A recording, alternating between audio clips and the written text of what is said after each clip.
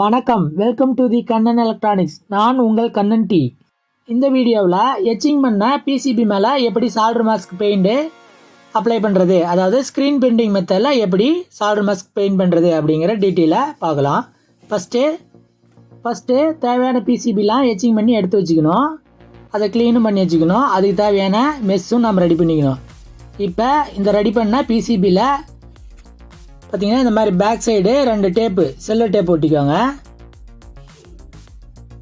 Cello டேப்பை ஒட்டிட்டு அந்த மெஸ்ஸில் நம்ம ஏற்கனவே ரெடி பண்ணி வச்சுக்கிற அந்த மெஸ்ஸில் பேக் சைடு சரியான பொசிஷனில் வச்சு ஒட்டிக்கணும். இந்த மெஸ்ஸு இது வந்து பேக்ரவுண்டு தான், சால்டர் மாஸ்கோட பேக்ரவுண்டை வச்சு தான் நம்ம மெஸ் ரெடி பண்ணணும். இது எப்படி பிரிண்ட் அவுட் எடுக்கிறது ஏற்கனவே நான் வீடியோ போட்டிருந்தேன், அதை பார்த்து தெரிஞ்சுக்கோங்க. இப்போ சரியான பொசிஷனில் வைக்கணும். கொஞ்சம் ஃபஸ்ட்டு டைம் நம்ம கொஞ்சம் மூவ் பண்ணி வச்சிட்டாவோ, ஒரு டைம் ராங் வந்துருச்சுனாவே எண்டு வரைக்கும் ராங்காக வந்துக்கிட்டே தான் இருக்கும். அதனால் பார்த்து கவனமாக வைக்கணும். இந்த சரியான பொசிஷனில் வைக்கிறதுக்கு பேக்ரவுண்டில் லைட் இருந்தால் இன்னும் கொஞ்சம் பெஸ்ட்டாக இருக்கும். இல்லைனாலும் நம்ம கண்ணால் பார்த்து பொறுமையாக வச்சுக்கலாம். இப்போ பார்த்தீங்கன்னா சரியான பொசிஷனில் இருக்குது. அது வந்து பேக் சைடு நம்ம ஏற்கனவே செல்லோட்டை போட்டி வச்சுருந்தோம். அதை சரியான பொசிஷனில் வச்சு இப்படி ஒட்டிக்கிட்டோம்னா அந்த பிசிபி வந்து மூவ் ஆகாது. இப்போ பார்த்தீங்கன்னா மூவ் ஆகாது, அந்த சரியான பொசிஷனில் அப்படியே இருக்குது.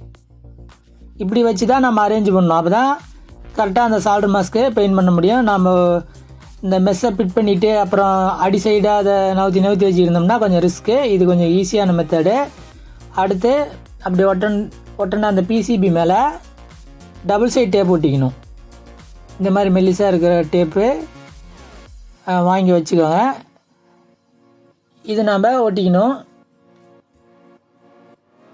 அதிகமாக ஒட்டணும்னு அவசியம் இல்லை. அந்த போர்டு எப்படி இருக்கே அந்த சைஸுக்கு மட்டும் கட் பண்ணிவிட்டு நம்ம ஒட்டிக்கலாம். நான் 2 சைடு ஒட்டுறேன். இங்கே ஒரு டேப்பு, அப்புறம் இந்த பக்கம் இந்தாண்டு சைடும் ஒரு டேப் ஒட்டுறேன். நல்லா க்ரிப்பாக அப்போ தான் கரெக்டாக ப்ளேஸ் பண்ண முடியும். நான் எப்படி செய்யறேன்னா அதே மாதிரி செஞ்சிங்கன்னா உங்களுக்கு அக்யூரேட்டாக இந்த சால்டர் மாஸ்க் பெயிண்டிங்கு கரெக்டாக பண்ண முடியும். ஸ்கிப் பண்ணி பார்த்தீங்கன்னா அது சரியாக சின்ன டிப்ஸ்லாம் நீங்கள் அதை பார்க்காத போகிறதுக்கு வாய்ப்பு இருக்குது. அதனால் ஸ்கிப் பண்ணாத பாருங்கள்.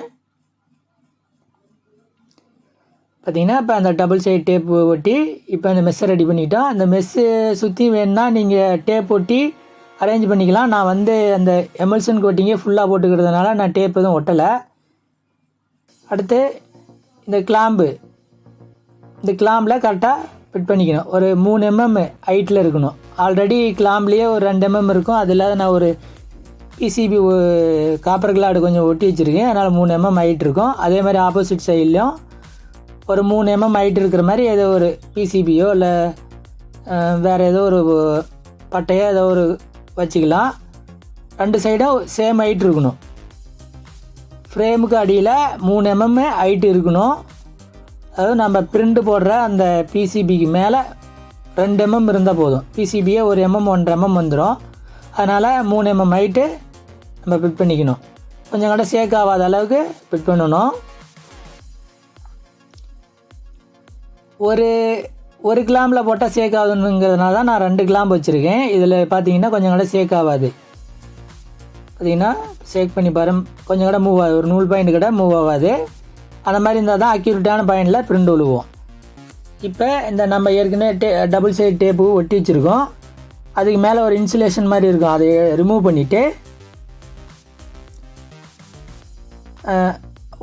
ஒட்டுறதுக்கு முன்னாடி இந்த ப்ளைவுட்டு பார்த்திங்கன்னா நம்ம ஆல்ரெடி பிரிண்டெல்லாம் போட்டுக்கிறதுனால அது இங்கி அது இதுன்னு இருக்கும். அதனால் சரியாக அந்த டபுள் சைடு டேப் ஓட்டாது. அதனால் மெமரி சீட்டில் வரைஞ்சிட்டு நல்லா க்ளீன் பண்ணி எடுத்துக்கோங்க. துணியில் க்ளீன் பண்ணிவிட்டு இப்போ வந்து அந்த 3 mm ஹைட்டு இதை பார்த்தீங்கன்னா அதை வேஸ்ட் காப்பர் கிளாடு வச்சுக்கிட்டேன்.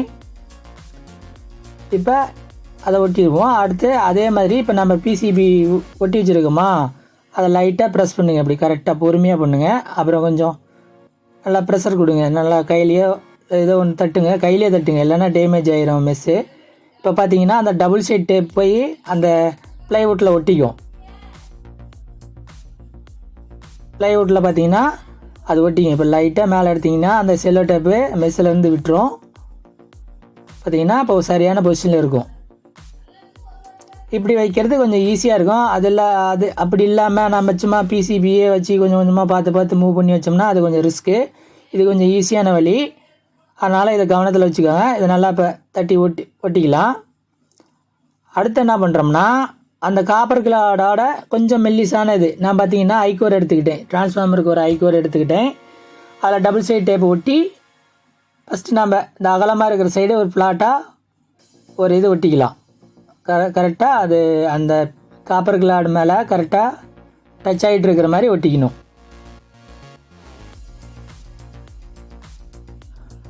அடுத்து பார்த்தீங்கன்னா அடிசைடு அந்த சும்மா அந்த மூலையில் மட்டும் அந்த எந்த பொசிஷனில் அந்த பிசிபி உட்காரணுமா அது கரெக்டான பொசிஷனில் உட்காரதுக்காக மட்டும்தான் வைக்கிறோம். அந்த மூலையில் மட்டும் இருந்தால் போதுமானது.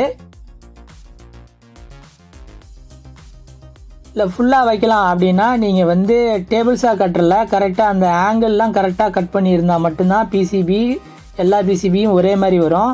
இல்லை மேனுவலாக கட் பண்ணுறப்ப கொஞ்சம் முன்ன வரும். அதனால் இந்த மெத்தடில் வச்சுக்கிட்டிங்கன்னா பிசியோட கார்னர் கொஞ்சம் முன்ன இருந்தாலும் சரியான பொசிஷனில் உட்காந்துக்கும். அதாவது ஒரு சைடு மட்டும் பிளாட்டாக உட்கார வைக்கணும், இன்னொரு சைடு அந்த கார்னரில் மட்டும் அது கரெக்டான பாயிண்டில் உட்காந்தா போதும். இப்போ சரியான பொசிஷனு இருக்கிற மாதிரி நாம் ரெடி பண்ணிட்டோம். இருந்தாலும் அந்த பிசிபி அந்த சால்டர் மாஸ்க் பாயிண்ட்லாம் கரெக்டாக இருக்குதா அப்படின்னு ஒரு தடவை நம்ம செக் பண்ணிக்கலாம். அதே பொசிஷனில் வச்சு செக் பண்ணிக்கலாம். சரியான பொசிஷனில் தான் இருக்குது, அதனால் எந்த பிரச்சனையும் இல்லை. அடுத்து என்ன பண்ணுறீங்கன்னா, இது வந்து சால்டர் மாஸ்க் இங்கி ப்ளஸ் கேட்டலிஸ்ட்டு, அதோட ஒரு கேட்டலிஸ்ட்டுன்னு ஒன்று கொடுப்பாங்க. தெர்மல் பெயிண்ட், இது யூவி பெயிண்ட் இல்லை. யூவி பெயிண்டாக இருந்தாலும் யூஸ் பண்ணிக்கலாம். அது நான் ஏற்கனவே யூவி பெயிண்ட் எப்படி யூஸ் பண்ணுறேன்னு ஏற்கனவே ஒரு வீடியோ போட்டேன். அதனால் இப்போ நான் வந்து தெர்மல் பெயிண்டில் உங்களுக்கு பிரிண்ட் பண்ணி காட்ட போகிறேன்.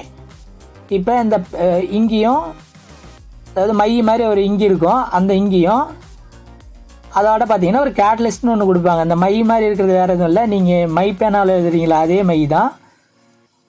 அது பார்த்தீங்கன்னா 1/2 லிட்டர் 1 லிட்டர் அந்த மாதிரி கிடைக்கும். அதோட பார்த்தீங்கன்னா இந்த தின்னரை மிக்ஸ் பண்ணி அதையும் நல்லா கலக்கிக்கலாம். தின்னர் இல்லைன்னா என்ன பண்ணும், கொஞ்சம் ரொம்ப பசை மாதிரி இருக்கும், நம்ம பெயிண்ட் பண்ணுறப்ப கொஞ்சம் ரிஸ்க்காக இருக்கும். அதனால் அந்த இம்ப்ரூவர் நான் உங்களுக்கு வீடியோவில் இப்போ காட்டினால அந்த இம்ப்ரூவரை மிக்ஸ் பண்ணி நல்லா கலக்கிக்கோங்க. சரியான பாத்திரத்தில் இருக்கணும், ரொம்ப கெட்டியாகவும் இருக்கக்கூடாது, லிக்யூடாகவும் இருக்கக்கூடாது. லிக்யூடாக இருந்துச்சுன்னா லீக்காகவும் வாங்குங்க. அதனால் சரியான பாத்திரத்தில் நல்லா மிக்ஸ் பண்ணிக்கணும். மிக்ஸ் பண்ணுறது கரெக்டாக மிக்ஸ் பண்ணணும். கொஞ்சம் அரை குறைய மிக்ஸ் பண்ணிங்கன்னா நல்லா பிரிண்ட் வராது. அதனால் நல்லா கிளியராக மிக்ஸ் பண்ணிக்கோங்க.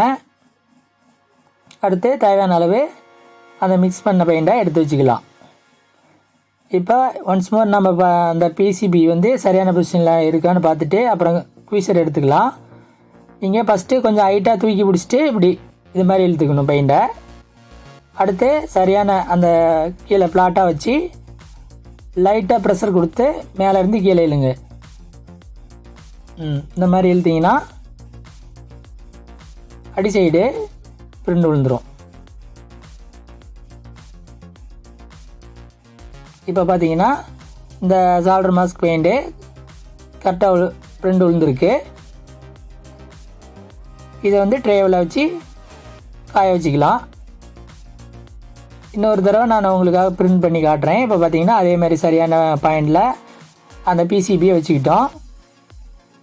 இப்பயும் மேலே தூக்கி பிடிச்ச மாதிரி ஒரு தடவை அந்த இங்கி இழுத்துட்டு பெயிண்ட் இழுத்துட்டு லைட்டாக ப்ரெஷர் கொடுத்து கீழே இருந்து மேலே இழுக்கணும். இப்போ பார்த்தீங்கன்னா இதே போல் எல்லா போர்டையும் பிரிண்ட் பண்ணிட்டு காய வச்சுக்கலாம். நாங்கள் இந்த மாதிரி நிறையா பிசிபி பிரிண்ட் பண்ணி மார்க்கெட்டில் சேல் பண்ணிக்கிட்டு இருக்கோம். இல்லை உங்களுக்கு சொந்தமாக ஏதாச்சும் பிசிபி ரெடி பண்ணணும், உங்கள் கடை நேம்லேயே பிசிபி ஏதாச்சும் ரெடி பண்ணணும் அப்படின்னா நான் கொடுத்துருக்குற இந்த வாட்ஸ்அப் நம்பருக்கு வாட்ஸ்அப் பண்ணுங்கள்.